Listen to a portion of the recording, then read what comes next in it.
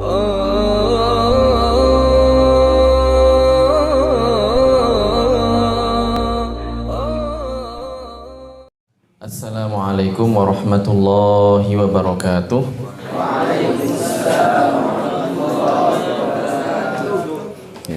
Bismillah, alhamdulillah, wassalatu wassalamu ala sayyidi wa habibi rasulillah.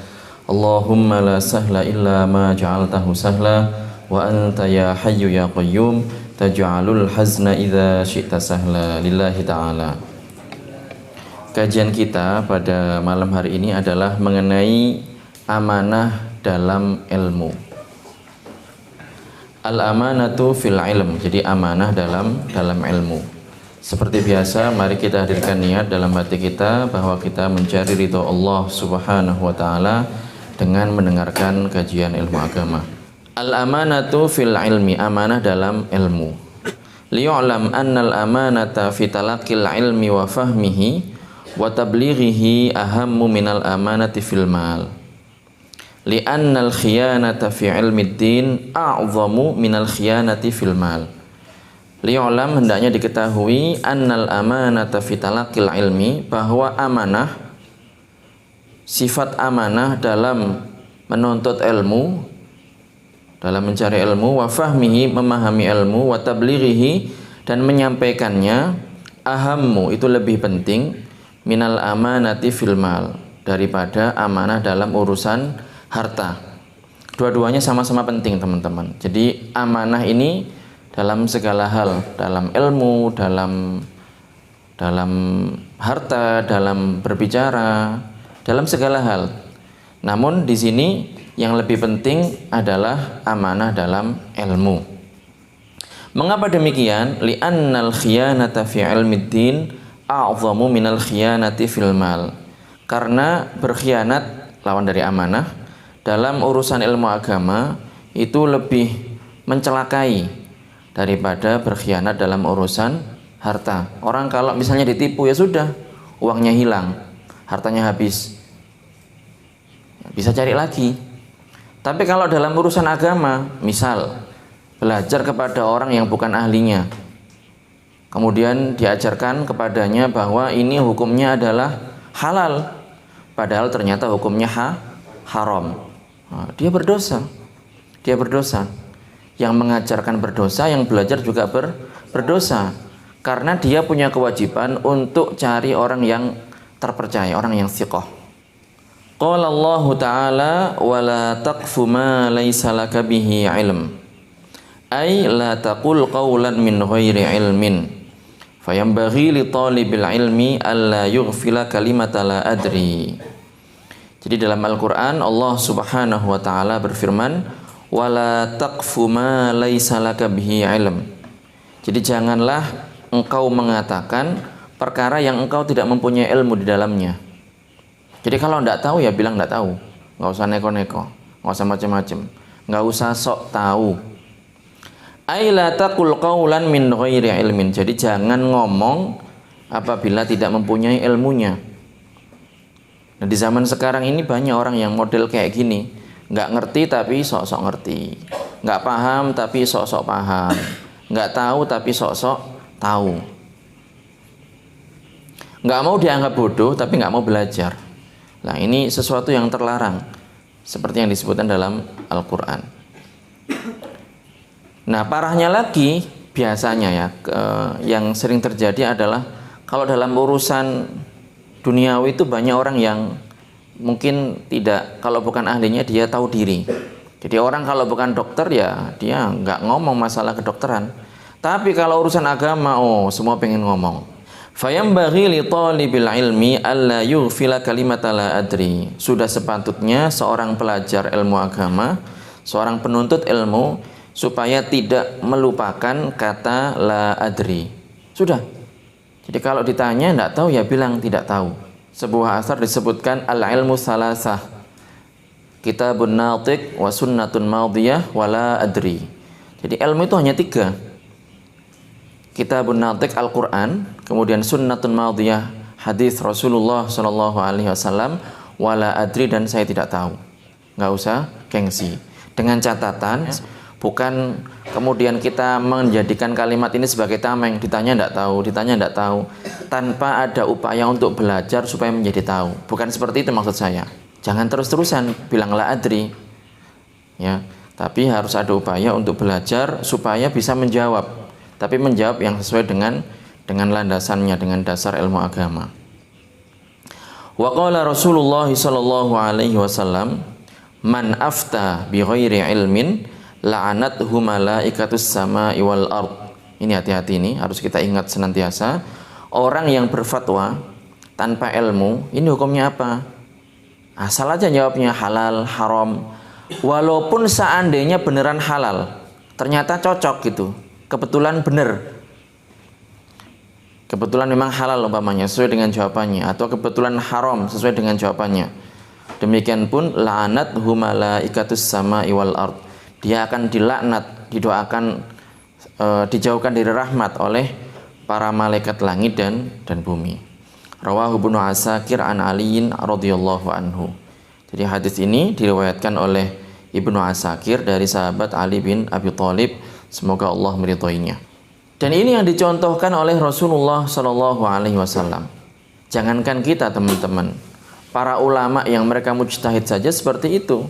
Para sahabat saja seperti itu.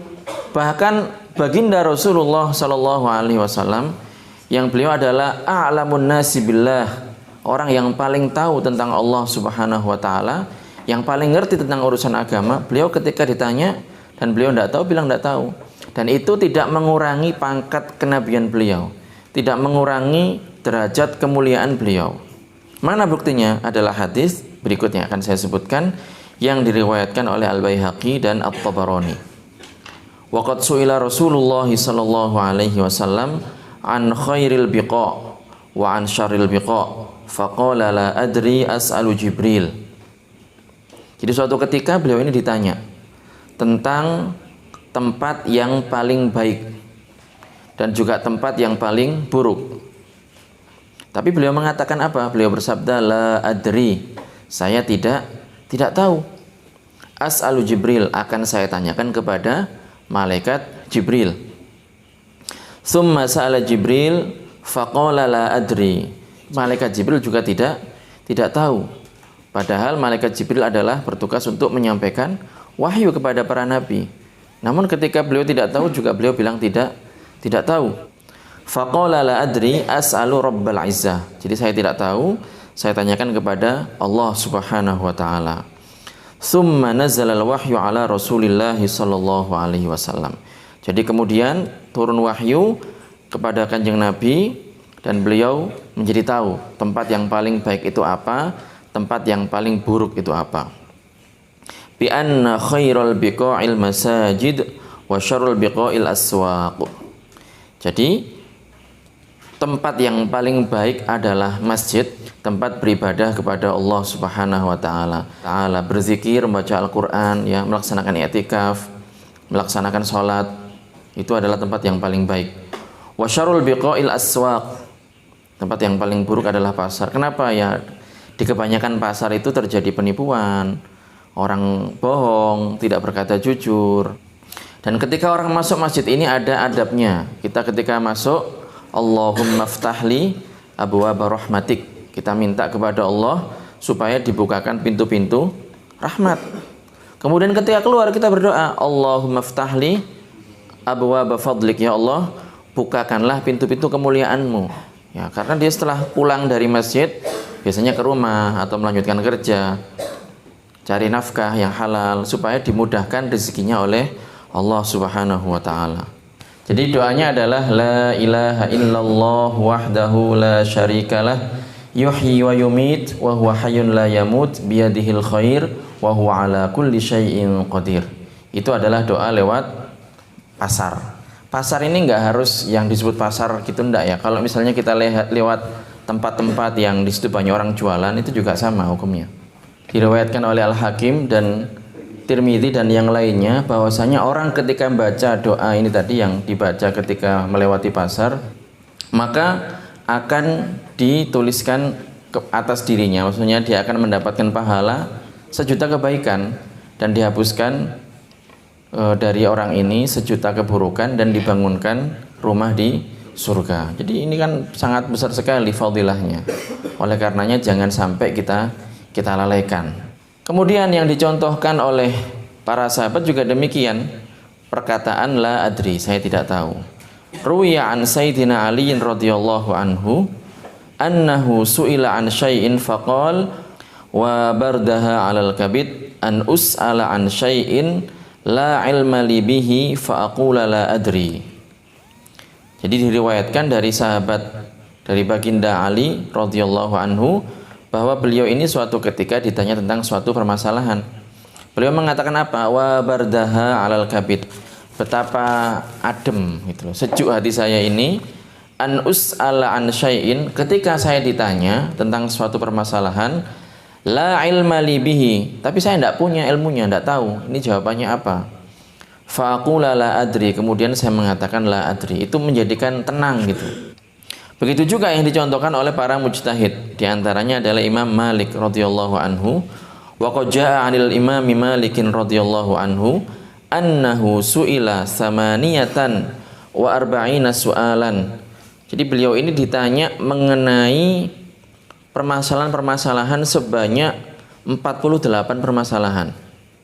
Siapa ini? Al-Imam Malik, gurunya Imam Asy-Syafi'i radhiyallahu anhuma. Fa ajaba an sittatin wa qala 'anil baqiyati la adri. Beliau cuma jawab berapa? 6 saja yang beliau jawab itu. Sisanya bagaimana? Beliau bilang, saya tidak tahu. Wasala syakhsun malikan fi amrin faqala la adri. Kemudian suatu ketika, ya, beliau juga ditanya oleh salah seorang yang datang kepada beliau. Beliau bilang apa juga? Beliau mengatakan la adri, saya tidak tahu. Faqala laqad ji'tu min makanin ba'id. Ya Imam, wahai Imam, saya ini sudah datang dari tempat yang jauh. Wa khallaftu ahli warai. Saya sudah ninggalin anak istri, jauh-jauh datang ini sowan ke panjenengan untuk nanya suatu permasalahan. Gimana ini kalau nggak dapat jawabannya? Li as'alaka hadzal su'al. Jadi saya tinggalkan istri anak saya, datang jauh-jauh mendatangi Anda untuk mempertanyakan soal ini. Fa idza raja'tu ilaihim, kalau saya kembali ke mereka, faqalu li madza qala Malik. Dan mereka nanya ke saya, gimana jawabannya Imam Malik, bagaimana? Bimadza ujibuhum, saya harus ngomong apa ini? Faqala Malikun radhiyallahu anhu, Imam Malik kemudian mengatakan kepada orang ini, taqul sa'altu Malikan faqala la adri. Kamu bilang aja, saya sudah nanya Imam Malik, kemudian beliau mengatakan saya tidak tahu. Jadi sangat ringan sekali orang zaman dulu itu, para ulama kita, ketika memang tidak tahu, mereka mengatakan tidak tahu. Nggak kayak orang zaman sekarang, terkenal dikit saja sudah gengsi kalau mengatakan tidak tahu itu. Semua pertanyaan dijawab. Bahkan pertanyaannya belum selesai dijawab. Nah, itu. Jadi malu kalau dibilang oh tidak tahu. Gimana ini? Followernya sekian juta, tapi ditanya pertanyaan kayak gini tidak tahu. Jadi ya kita harus mengikuti aturan syariat. Kalau memang tidak tahu, kita bilang tidak tahu. Nah, jadi ini kajian kita, mudah-mudahan bermanfaat. Mudah-mudahan kita semuanya menjadi orang yang hati-hati, menjadi orang yang berilmu, dan ketika memang kita tidak tahu, kita mengatakan la adri. Barakallahu fikum. Nuhalil wa nusalli ala Rasulillah.